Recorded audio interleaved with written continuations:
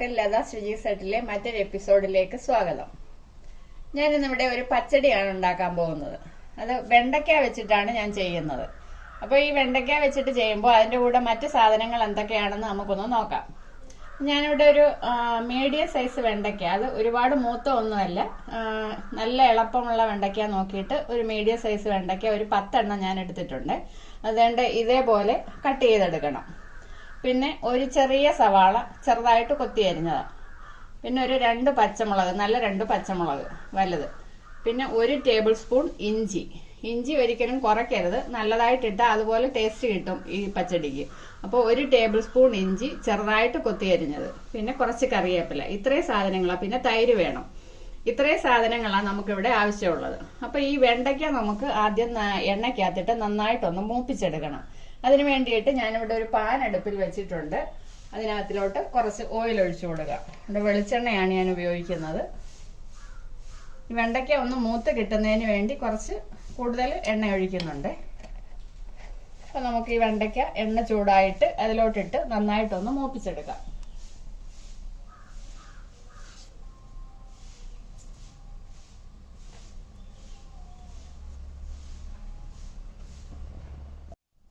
ഇവിടെ നമ്മുടെ എണ്ണ നന്നായിട്ട് ചൂടായിട്ടുണ്ട്. അപ്പൊ ആദ്യം നമുക്ക് ഈ വെണ്ടയ്ക്ക ഇതിനകത്തിലോട്ടിട്ട് നന്നായിട്ടൊന്ന് മൂപ്പിച്ചെടുക്കാം. ഈ വെണ്ടയ്ക്ക ഒന്ന് മൂത്ത് കിട്ടുന്നതിന് ആവശ്യമായിട്ടുള്ള എണ്ണ ഒഴിച്ചു കൊടുക്കണം.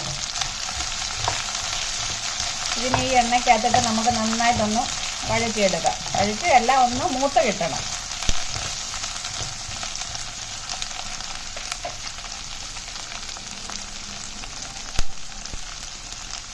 ഇതിന്റെ കൂടെ ഞാനൊരു 1/2 ടീസ്പൂൺ ഉപ്പും കൂടെ ഇട്ട് കൊടുക്കുന്നുണ്ട്.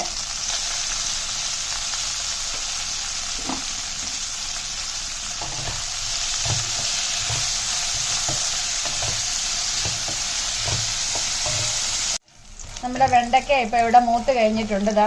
ഈ പരുവം കണ്ടല്ലോ, ഇതേ പരുവത്തിൽ നമ്മൾ വെണ്ടയ്ക്ക മൂപ്പിച്ചെടുക്കണം.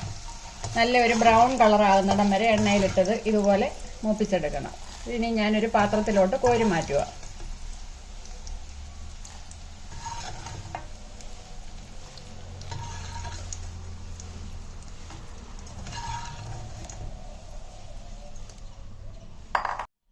അപ്പോൾ ഈ വെണ്ടയ്ക്ക എല്ലാം ഞാൻ മറ്റൊരു പാത്രത്തിലേക്ക് കോരി മാറ്റിയിട്ടുണ്ട്.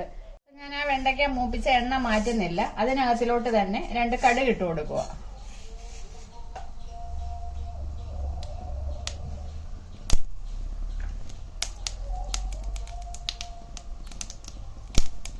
കടുക് എല്ലാം നന്നായിട്ടൊന്ന് പൊട്ടിയതിന് ശേഷം നമുക്ക് ഇഞ്ചി അതിനകത്തിലോട്ട് ഇട്ട് കൊടുക്കാം. ഈ ഇഞ്ചി ശരിക്കും മൂക്കണം. ഈ എണ്ണയ്ക്കകത്ത് കിടന്ന് ഈ ഇഞ്ചി ശരിക്കും മൂക്കണം. എന്നാലേ അതിന് ആ പച്ചടിക്ക് അതിൻ്റെ ടേസ്റ്റ് കിട്ടത്തുള്ളൂ.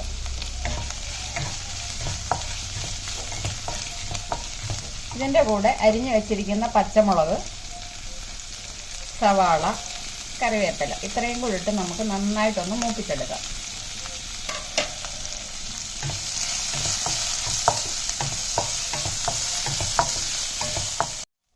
നമ്മുടെ ഉള്ളിയും പച്ചമുളകും ഇഞ്ചി എല്ലാം നന്നായിട്ട് മൂത്തിട്ടുണ്ട്. ഇപ്പൊ ആ ഇഞ്ചിയൊക്കെ നന്നായിട്ട് മൂത്ത് കിട്ടിയിട്ടുണ്ട്.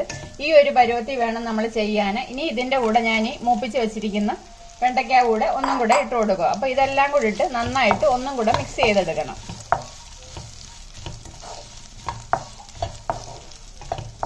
ഇത്രയേ ഉള്ളൂ ഇതിന്റെ പണി. ഇതിന്റെ പണി ഇപ്പൊ കഴിഞ്ഞു. ഇനി നമുക്കിതൊന്ന് വാങ്ങി വെക്കാം.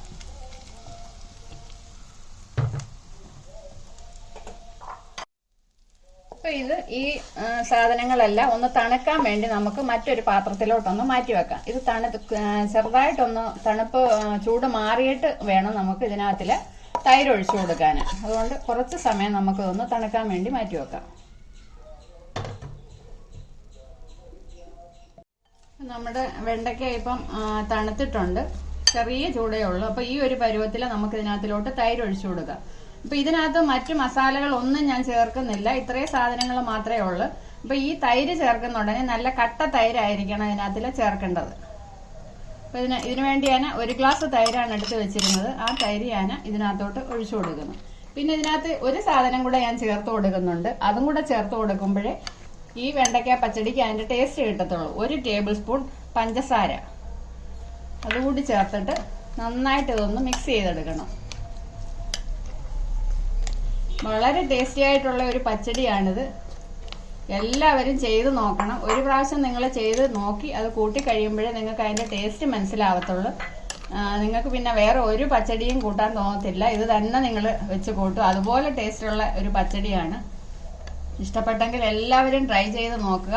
എൻ്റെ ചാനൽ ഇത് ആദ്യമായിട്ട് കാണുന്നവർ ഒന്ന് സബ്സ്ക്രൈബ് ചെയ്യാൻ മറക്കരുത്. അതുപോലെ ഷെയർ ചെയ്യുക, കമൻറ്റ് ചെയ്യുക, ലൈക്ക് ചെയ്യുക. ഇനി അടുത്ത ഒരു വീഡിയോയുമായി ഞാൻ ഉടൻ തന്നെ വരുന്നതായിരിക്കും. അതുവരേക്കും എല്ലാവർക്കും ബൈ.